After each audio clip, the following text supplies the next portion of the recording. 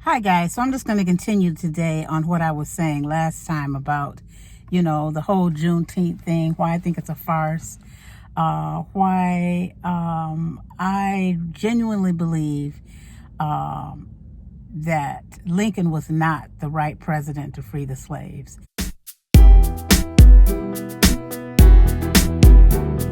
Basically, the freeing of the slaves at the time that it occurred was premature, that there was a lot of pressure from the outside that caused it, so that it made it be not a really genuine freedom. I mean, it was a legal freedom, but it wasn't really freedom, because freedom comes in many different forms. So that's what I talked about in the last video. This one, I kind of want to give a little background as to why I have this belief that Lincoln was not the best person to free the slaves, and that Jefferson Davis, would have made a much better president, and that we wouldn't have a lot of the fallout that we have now. We still have a racial bias. There's still the idea of inferiority that continues to follow us to this day, because people just weren't prepared. People weren't prepared for that sort of sudden dismissal of the slavery institution. And most of all, people weren't economically prepared. That was really, I think, at the core of everything. But what I'm going to do today is cite an article from the Sewanee Review, published through the Johns Hopkins University, just so that you know what I'm saying has some credential, has some background to it.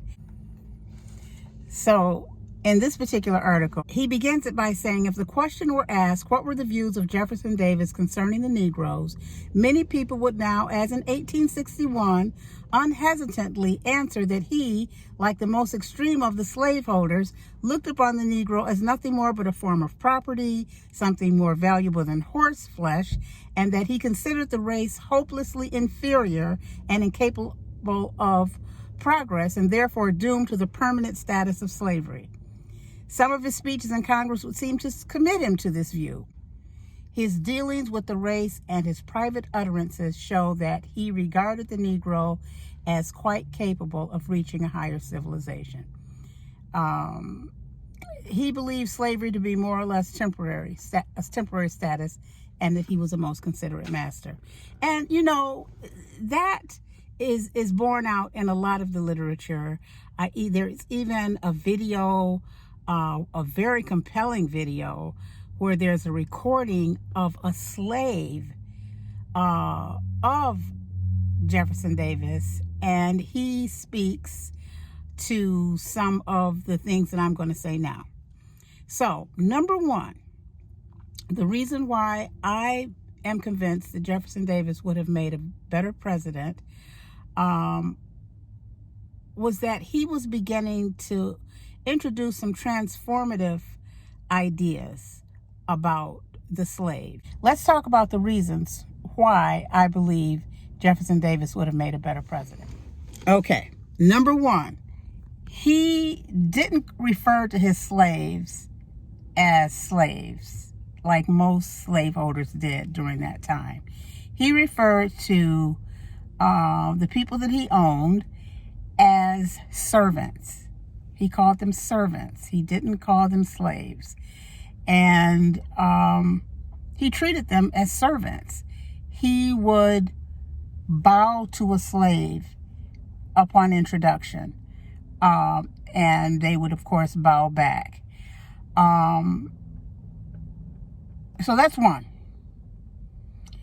Secondly, Jefferson Davis did not use pet names for his slaves.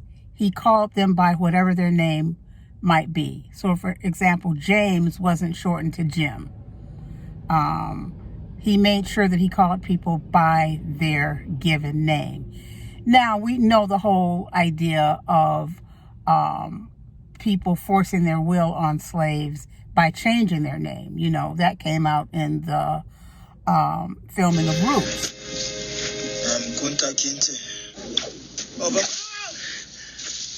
your name is Toby. Now tell me your name. So the mindset that Jefferson Davis had probably, would have resulted in a lot of Africans maintaining their names. You know, there are no African names for most blacks today. The third thing is that, very unconventional for the times, Jefferson Davis made sure that all of his servants, Negro servants, had a full education, that they received an education, that they were able to, they would be able to read and write. And he paid for their schooling. His whole idea was that education was the key to freedom. Not just signing a paper, but education itself was the key to freedom. So he would do things such as provide education so they could learn a trade. And upon learning a trade, they would be able to earn money, and earning money would allow them to be able to buy their freedom. Which is, when things happen organically like that, there's not the backlash that you're going to get, such as you did when slavery was over after the Civil War. There was a lot of anger. We just weren't prepared for that. And many blacks weren't prepared. They didn't have an education. Many couldn't read and write in the aftermath of slavery. It was just premature. It was very premature. So that's my basic premise for, Lincoln not being the right choice to free the slaves. Jefferson Davis, as I'm saying, would have made a much better president during that time. The abolitionist movement was just too radical. You had, William Lloyd Garrison and other people who, felt that it was morally incorrect to have slaves, but they were just, expressing their sentiments. I don't know that they really felt that slaves were equal, or that Negroes were equal. As I mentioned earlier, it bears repeating that William Lloyd Garrison would not allow Frederick Douglass to speak. He told Frederick Douglass to take a back seat and let him speak for the slavery movement. So they weren't necessarily sincere, or they may have been on, like I said, this moral high ground, but I don't think they really understood how to relate to the Negroes they came in contact with. They just had a lot of sympathy and a lot of, ideas, but as far as putting them into practice, they weren't there yet. So that's basically all I have to say today on this right now. I'm going to go into more depth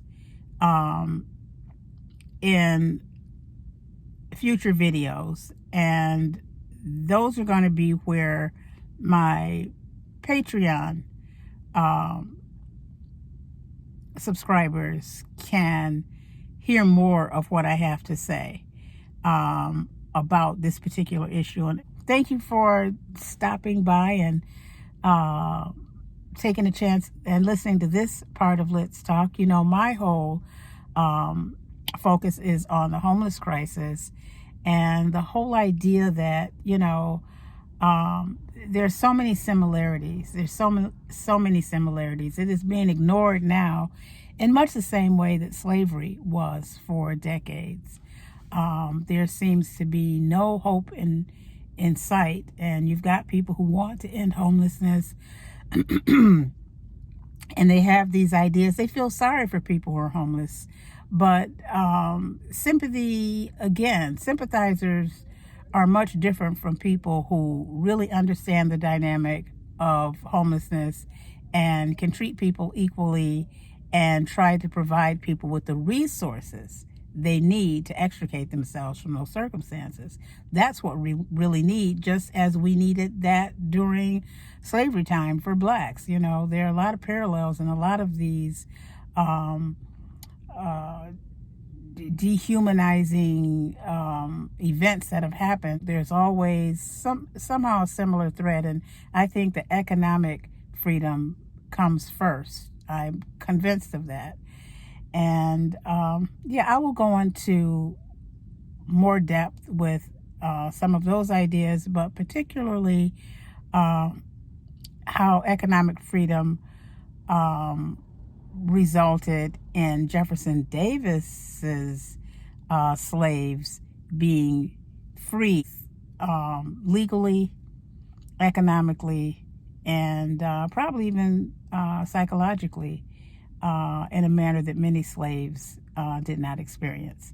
All right, this has been Let's Talk. Thanks for stopping by. And this is Let's Talk, and I will talk to you soon.